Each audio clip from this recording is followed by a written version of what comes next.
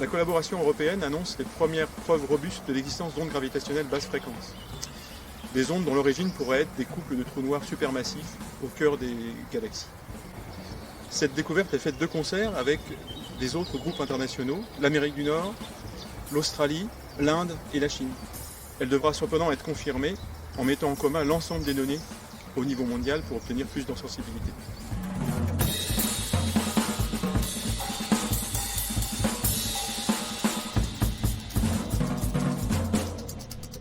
Après leur explosion catastrophique en supernova, les grosses étoiles laissent derrière elles une toute petite boule uniquement constituée de neutrons, le pulsar. Deux faisceaux balayent l'espace et comme un phare au bord de la mer, on reçoit des bips radio réguliers.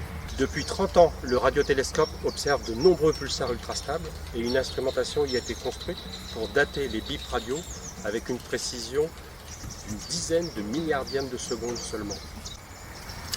Alors le PTA utilise les 5 plus grands radiotélescopes d'Europe, le grand radiotélescope de Nancy, mais aussi des télescopes en Allemagne, au Royaume-Uni, en Italie et aux Pays-Bas.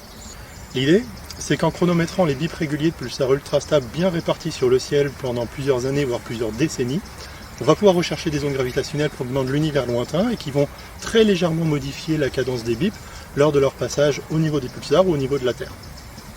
Il existe de nombreux bruits d'avant-plan qui masquent le signal recherché. Ces bruits sont de nature différente. L'origine peut être instrumentale, astrophysique ou due au trajet du signal radio à travers le milieu interstellaire. Certains d'entre eux peuvent partiellement imiter ou masquer la signature gravitationnelle recherchée. C'est pour cela qu'il convient de les caractériser et de les modéliser proprement avant toute analyse.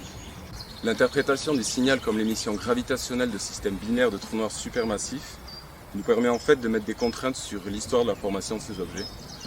Donc on peut par exemple estimer la masse des trous noirs centraux par rapport à leurs galaxies hôtes, ou encore le taux de formation de ces galaxies, le taux de fusion de ces galaxies au cours de l'histoire de l'univers.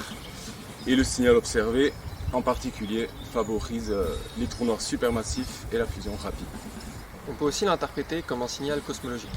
Certaines théories prédisent l'existence de structures longitudinales, formées très tôt dans l'histoire de l'univers, que l'on appelle cordes cosmiques.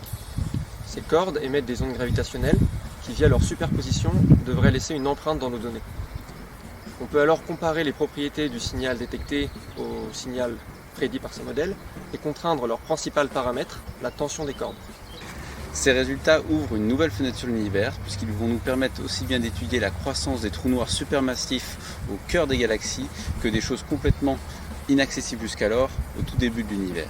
Ils sont complémentaires des observations qui ont déjà eu lieu au sol et qui ont lieu en continu au sol avec des interféromètres LIGO, Virgo et Cagra qui observent eux des trous noirs de plus petite masse puisque c'est des dizaines de masses stellaires. Ils sont aussi complémentaires des futures observations du grand observatoire LISA, le grand observatoire spatial qui observera des trous noirs supermassifs comme ceux qu'observe PTA mais à des plus petites masses puisque c'est autour du million de masses solaires alors que PTA c'est plutôt du milliard de masses solaires.